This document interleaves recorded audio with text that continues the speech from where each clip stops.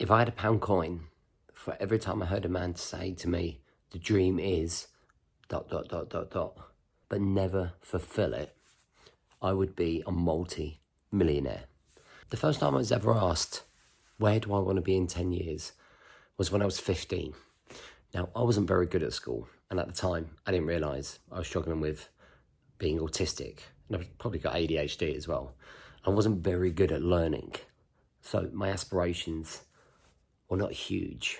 But at 15, one of the things that I always wanted to do was be an airline pilot. And I wanted to be an airline pilot for two reasons. Number one, because I thought that if I flew these planes around the world with lots of people on to go on holiday, I would get the opportunity to see lots of places all around the world.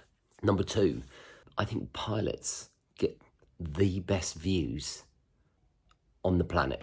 I don't think that you can ever see as good as a view of a sunrise, of a sunset, of a bird's eye view of the world as pilots do.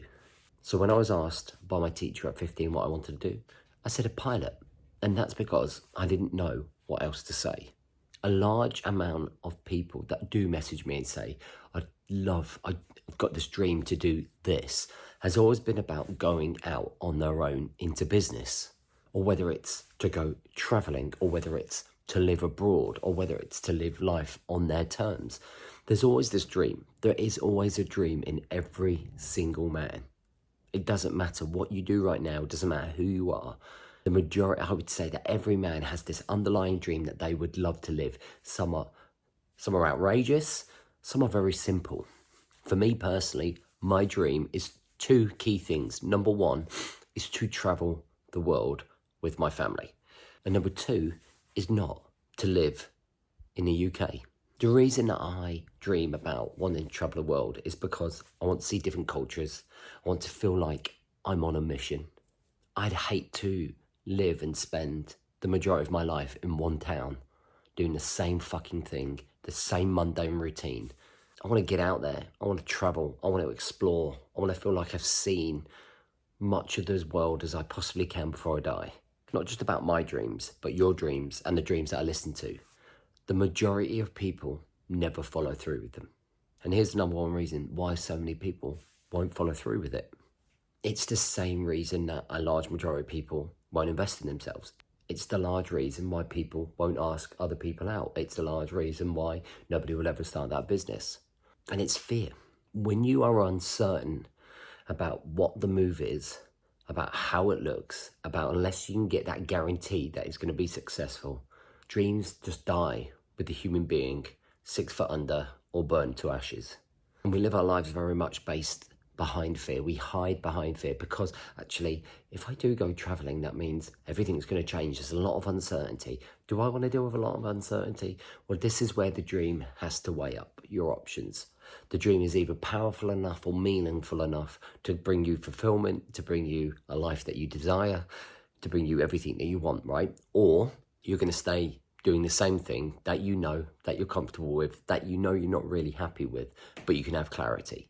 You can still build clarity after uncertainty, right? If you're uncertain on something, you can reclaim that certainty, right? So this is a conversation I often have with myself, is that when we go traveling, God, it's going to be so much in the air, it's going to be so much uncertain, but after about 3 weeks, we're going to be certain because we're going to be in the flow of traveling. The house would have been taken care of. The traveling, we would have got used to traveling. We will have been accustomed to learning about what we need to do when we travel. So things become certain very, very quickly. It's like when someone invests in themselves, they're then invested in a program, they then start seeing the benefits, they then ever wonder why they waited so long to invest in themselves. It's like going from a job to running your own business. It is hard work, but what you tend to do is then start to become certain about what the mission is. It's always about certainty within the mission. Dreams are missions. Missions are dreams. You know, when you create a life mission, it's about fulfilling a dream. It's about building your best successful life, right? It's about getting clarity. It's a roadmap to building unwavering purpose in your life again, rather than just going through the motions and getting through it. In summary, if you're not willing to take a chance, to take a leap of faith, to overcome that fear, then you should really stop dreaming and accept the life that you have. Or do what you said you were going to do at least get to the end of your life and say, well, I tried. Because the pain of regret, I think, is far outweighs the pain of failure. I'd rather have tried something and failed it than never tried it at all. Because for me, that is the failure.